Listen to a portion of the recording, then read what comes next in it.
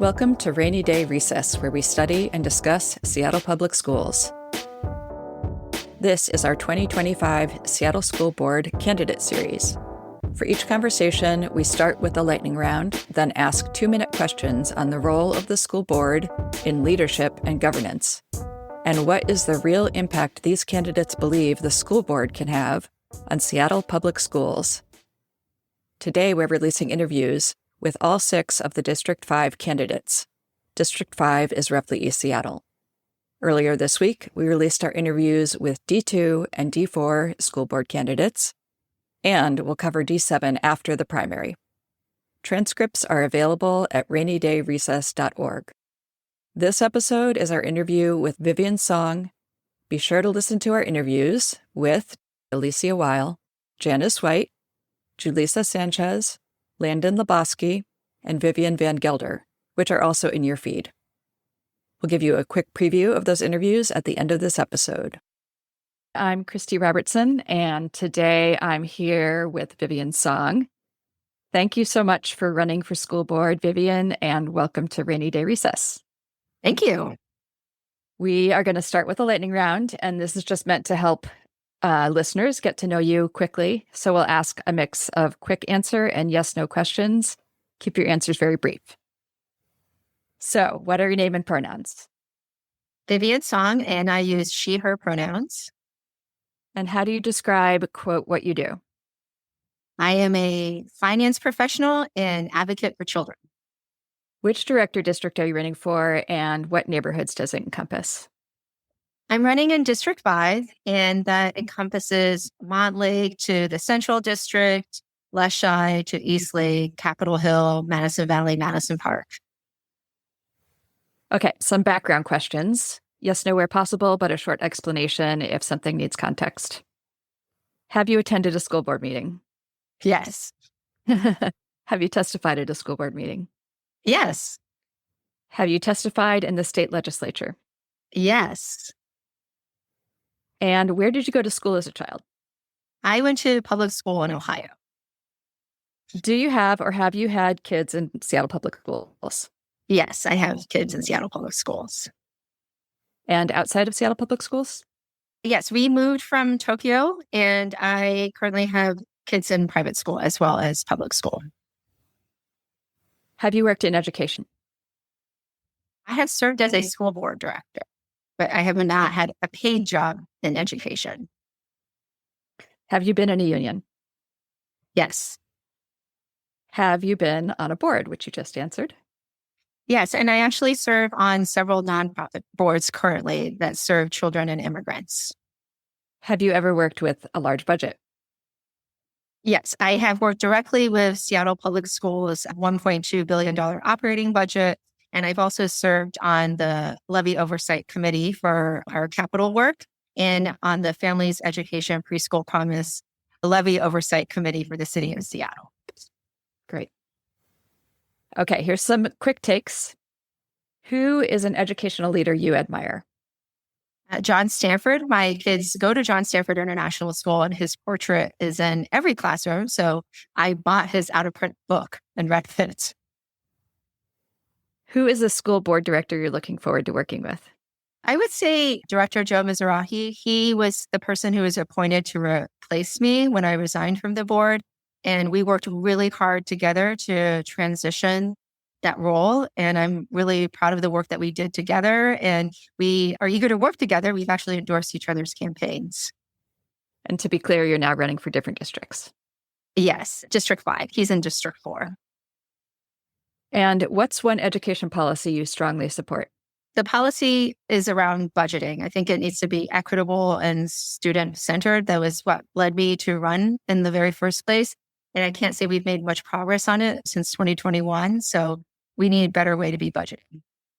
Philosophically, do you see the school board role more as a trustee with a duty to the institution or as an elected representative accountable to voters?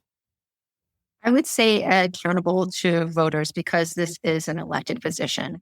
I think if it were an appointed board, like how it is in some other cities, that more of a trustee would make sense.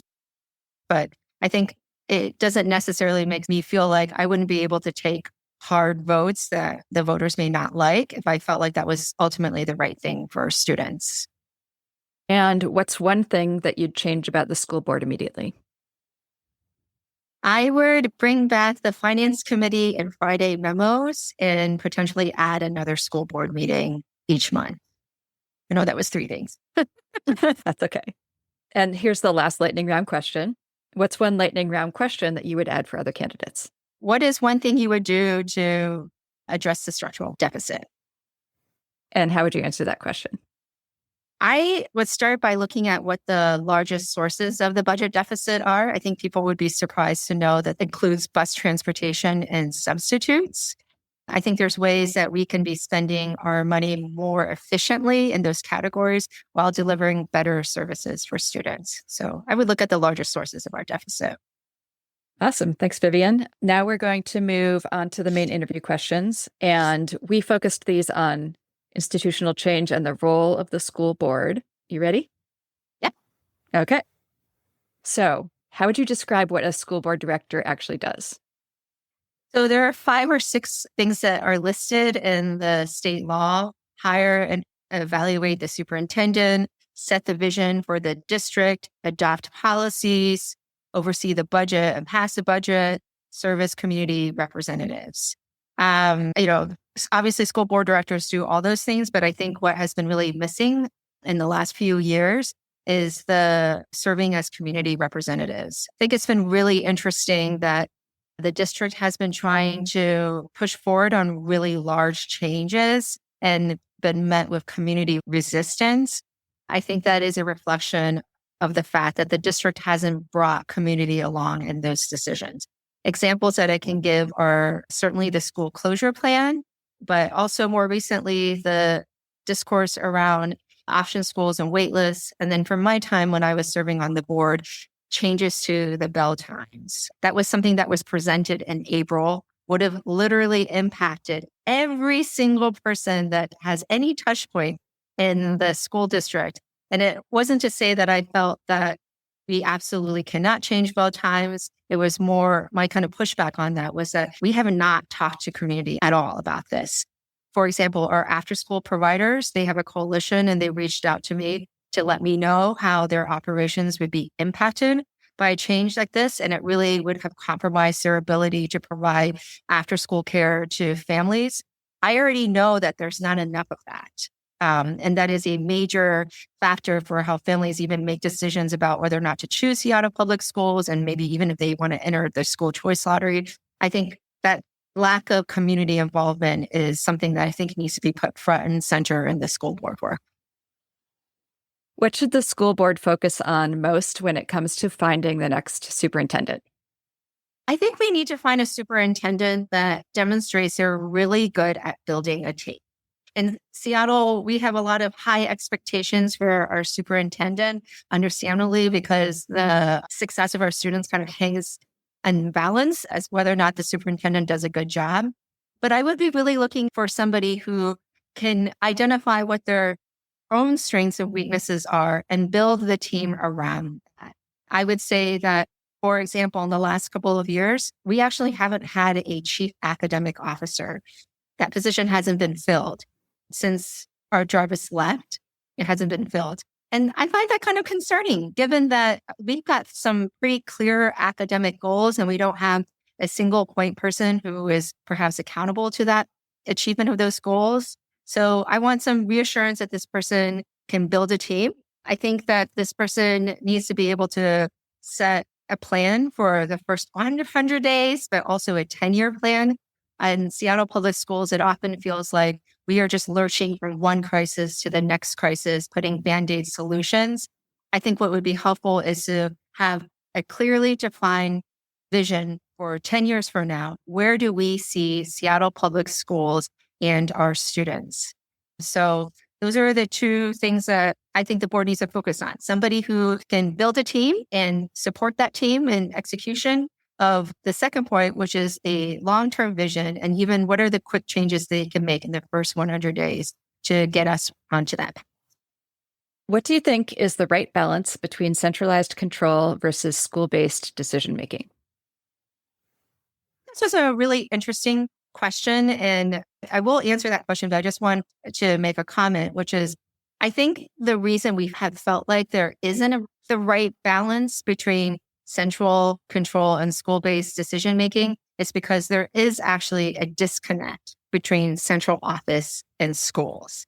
And so by virtue of that, it feels like we have not found the right balance. I think that if there was a better connection between the central office and schools, then we would be better able to find that balance. And I actually do think it needs to be a balance. I would be in favor of more of a hybrid approach. So I think school leaders and communities should be empowered to use their voice and the resources they have in their individual school communities to serve their students. They know their students the very best. They knew their communities the very best. And I think they need flexibility in areas like professional development, enrichment activities at their school, what are maybe culturally relevant curriculum or programming that they can have at their school. An example that I can give is at Dearborn Park, one of the teachers leads this really beloved lion dance program that goes out and performs at other schools. Like, that is totally fitting for Dearborn Park, and they absolutely should continue to have that enrichment program. I think there's an important role that central office plays, which is to ensure that there is equity across the district. And so they need to set really clear goals for what we think student success looks like for every single one of our students, and to work to make sure that all the individual schools have the resources that they need to ensure student success. So we need to make sure we have quality curriculum, staffing, and support services. Okay, next question. What should the board do if the district isn't meeting its goals for students?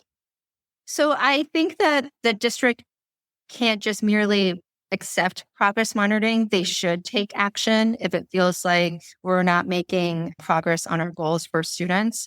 And I think when I was serving on the board, one very specific way that I was trying to push the district and I was trying to take action was, I felt that if it looks like the strategies are not working, I would ask the district staff, what work have you done to understand why the strategies have not worked to date, and what new work can be done?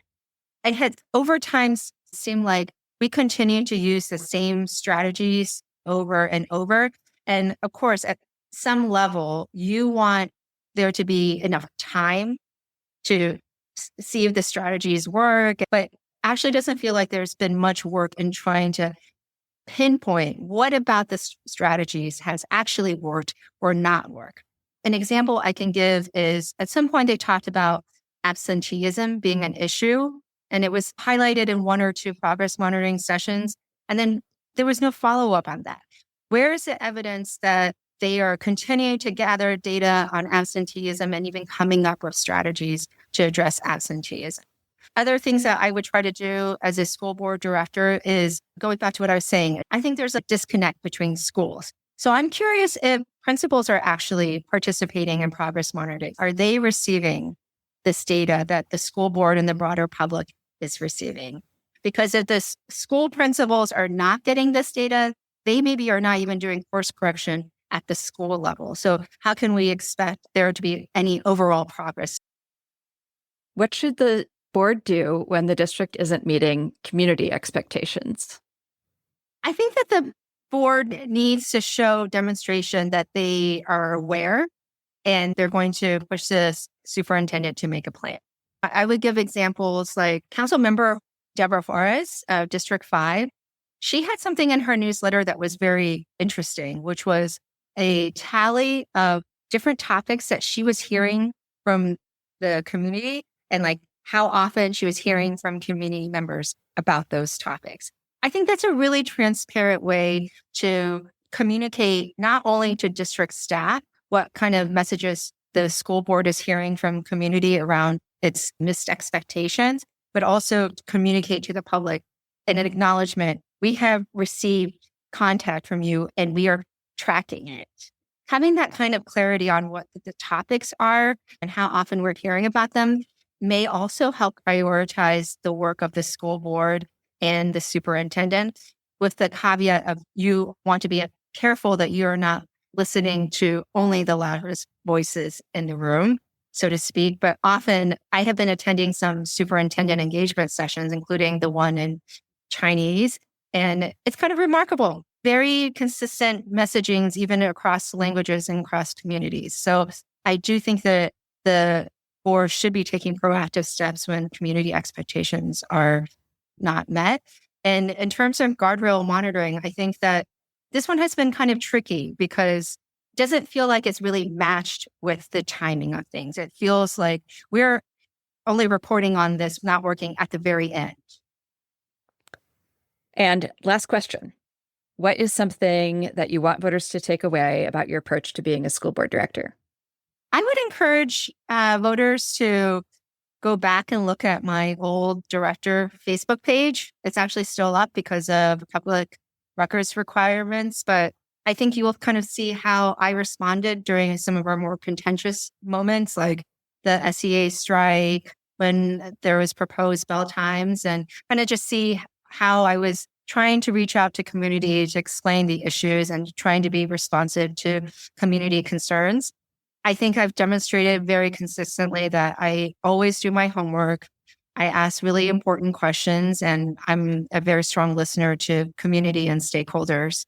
If you go on my endorsements page, you actually see a pretty broad, diverse list of endorsements, like Jamie Peterson, Nicole Macri, who are budget writers at the state legislature, to PTA leaders at many of the schools in District 5, including TAPS K through 8 and Washington Middle School.